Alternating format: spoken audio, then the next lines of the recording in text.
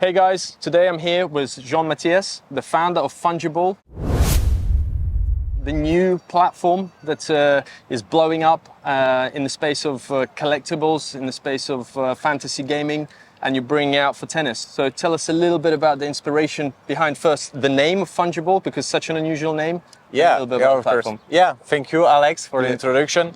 So yeah, Fungiball technically is a tennis fantasy game. Yes. Where you can collect cards of your favorite tennis players, and then you can play with them on virtual tournaments that are linked to the real ones. So about the name Fungiball is a link to the blockchain, because we use the blockchain technology in our platform. So Fungiball is like the homonym of non-fungible token. Yes. So we use the fungible part, and we had the ball of the tennis ball, obviously. Inspiration comes 2 years ago, where big projects in fantasy sports went really well into soccer. I'm thinking about Zverev, I'm thinking about NFL rivals, this kind of project. So obviously I am big fan of tennis, I am a big fan of innovation, I'm a big fan of Web3. Also, I really believe this technology will help a lot of sectors in the industry, in real estate, but also in sport.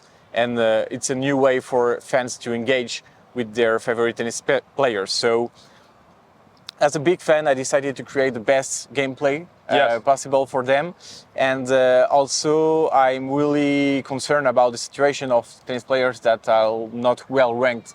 Those ones that you don't heard about, that are ranked between the 200 and the 1000 rank in the ATP. So one also of the objective of this project was to help them with acquiring new revenues and acquiring more visibility to help them in their career. Well, today we're here just outside the US Open grounds. So we have the tournament happening just behind us. And obviously some of the players that the cards are based on will be competing there this week. So tell us a little bit about how it works. How does it grow? How does a player's card accumulate the points that you can use for the, for the gameplay, the gamification within the platform? Yeah, of course. So the gameplay is really simple. So you can buy cards of your favorite tennis players. You can buy the specificities that you can buy skills of those tennis players. We have 4 skills. We have the service, obviously. We have the return that include the forehand and the backhand. Yes. We have the mental of the tennis players. So this skill will reflect the ability of a tennis player to win matches and to see if you have a good mental to go to the success. And we have the power. So the power is like how powerful a tennis player is in real life. So once you have one skill of each, you can participate in an online tournament, for example, the US Open. Yeah. And you have to select, obviously, tennis players that are going to play in the US Open. What is interesting in our game is that you have to choose between 4 skills, and you can mix those skills between different players. For example, you can take the Zverev service, you can take the Medvedev return, you can take Djokovic mental, and I don't know, the power of Felix Aliassime, for example. Yeah. And then regarding the real performance in real life, every skill will have a grade from 0 to 100. And if you are well ranked, you can earn rewards as dollars. So you have cash rewards. We have also other cards that you can use in other tournaments.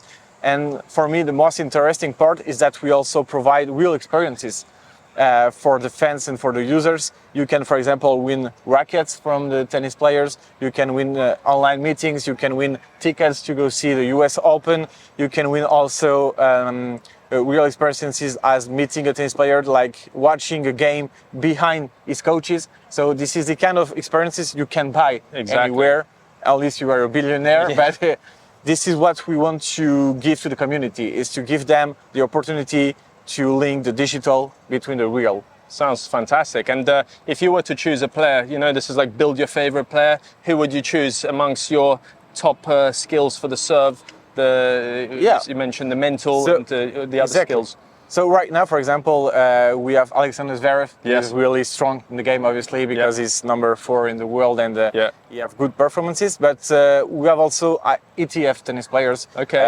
This name will not be known maybe for you or for the audience, but Eliakim Koulibaly, for example, a young Cote d'Ivoire tennis player, is really well Showing performing. promise, yeah. Exactly, because he's playing ITF, but he have really good performance there. So in our game, he have a really good interest. Interesting. So actually, you can choose someone who perhaps is not well known, and it's like finding that investment for the future. That as that player performs better, that grows. Your card then grows, and your value within the game grows, and you can win more prizes that you can then exchange for things, for experiences. As well. Exactly. You have also the value of the card that will evolve regarding the performance of the player, the attraction, the number of demand. Obviously, is like a classic business. Yes. And yeah, for example, if you buy like Carlos Alcaraz 3 years ago, yes, now you will have a really good return on investment. You have to look for the next Carlos Alcaraz. Yeah, exactly. Yeah, I'm thinking about players like Jakumensic, Medvedev, that are in the platform, Giovanni Msetti, that is coming really soon.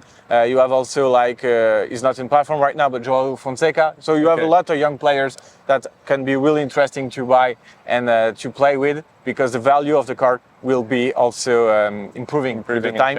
And I want to add also that I'm here talking about buying cards, but we have also a free-to-play mode where you will be able to play for free and still winning rewards. That's very important because it's if we want to convert as much people as we can, we have to have a free-to-play game. And how do you choose the players? What's the selection process? Do you have licenses in place with these players, and how do they come on board with your platform? Yeah, for the short story, when I started 2 years ago, I went to the big players and I said, okay guys, I have a project, so this is my idea. Interest, exactly. Yeah. And obviously they ask for minimum guarantees because they are top players. So all of them say, okay, thank you, but no. And what I did is that I started signing tennis players who were not well ranked, like 500 in the ATP. So I started signing 1, 2, 5, 10, 20, and then you reach a huge quantity of tennis players. And the more I sign tennis players, the more I sign in the well ranked. So I came across top 100 tennis players. And then I started putting all my fundings in the project, starting signing them. We could like sell also some NFTs, and with that we raise funds, and then we go to the top players, because those top players are really important in terms of credibility and visibility. So how we choose the tennis players is that we want technically all of them in our platform, and we try to choose the ones that are the most interesting in the platform at the beginning. And I guess the ones that have the biggest fan base, because those fans might come on board, and they might be the ones that want to acquire that card because it's their favorite player, and then they can use the skill of that favorite player to grow their own avatar. Exactly. So right now we have like 30 or 40 tennis players in the top 100. We have like 3 or 4 in top 20. The objective is to have like 10 by the end of the year. In the top 20. And what is interesting also is that we include women's in the game, because I think it's really important. We have the luck that tennis is one of the sports where the equity between sex is kind of well respected. So we wanted also to propose women's in platform with the same cash rewards as men's. And you mentioned the NFTs and the blockchain technology. How is that helping? How's the technology helping your platform, and how do you utilize it? Yeah, so what is really interesting with the Web3 technology is that it's the first time in the history where you can collect and be the owner of a digital good in internet. So the fact that you are the only owner in the world of this service of Zverev, for example, make you really part of a community, and the fact that you can trade it between other users. And for example, we had a royalty system. For example, if you buy the first service of Zverev, and you sell it to me, for example, and I will sell it to another person myself, every time the card of the service of Zverev will be sold, you will receive, as the first owner, royalties. As the tennis player himself. So you have to come on board quite early to make sure that you get those first cards. And especially when a new player is signed, it's good to watch the space, and then you can acquire that card first, and then you can have royalties moving forward. Exactly. So you mentioned that obviously you're signing, you're constantly looking for more players, signing more players, you have investors on board. What are your current negotiations and licenses that are happening right now behind the scenes? Yes, as I mentioned, our real objective is to integrate as much tennis players as we can, and top stores that will help the project in terms of credibility and visibility. And also what is interesting in our platform is that when a huge star comes in the platform, it will help also indirectly the other tennis players that are not well ranked but are in the platform. So our objective is that to sign top 5 tennis players, top 10 tennis players. Obviously, as you can imagine, it will be expensive because those players, they make millions in additional revenues in advertising, with sponsors. So for a company like us, it's always difficult to propose this kind of amount. So we try to avoid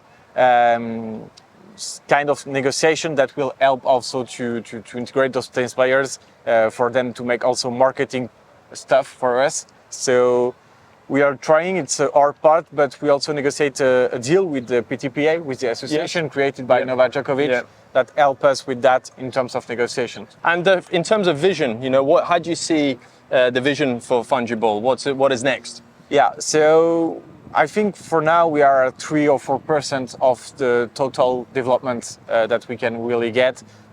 We have the game that is getting developed.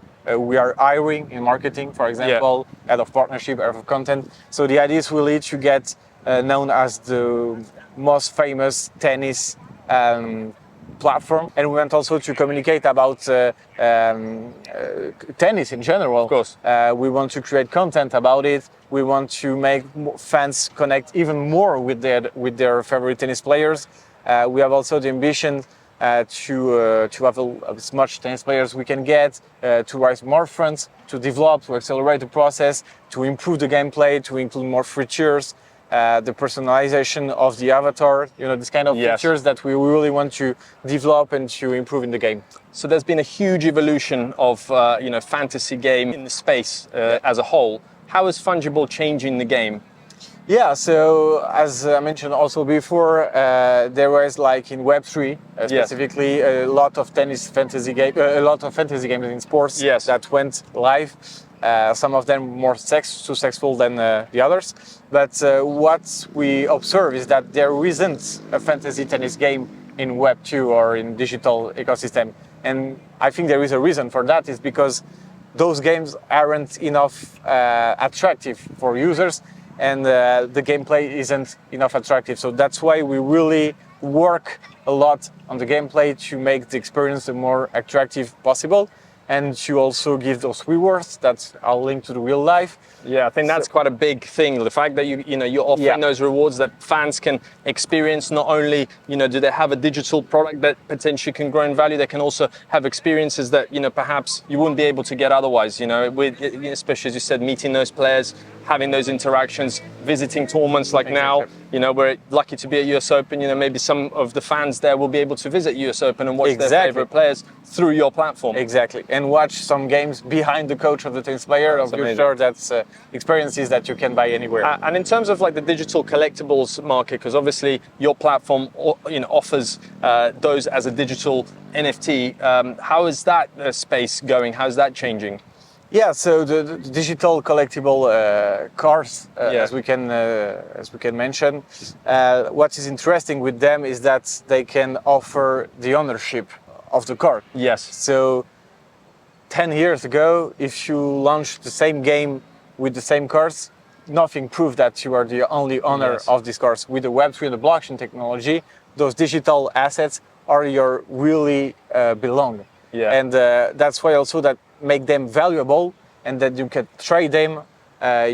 So it's like playing video games, but having real value on the video game. So I'm going to give an example. If you play, I don't know, in FIFA or GTA, you steal a car on GTA, but it's not yours. Now with the blockchain technology, it's yours. It's the revolution for gaming. Well, I'm sold. I'm going to be joining. I'm going to be creating my avatar and getting on board, because this sounds like an exciting project, and I think you guys should do too. But watch the space, and see you soon. See you. Thank you.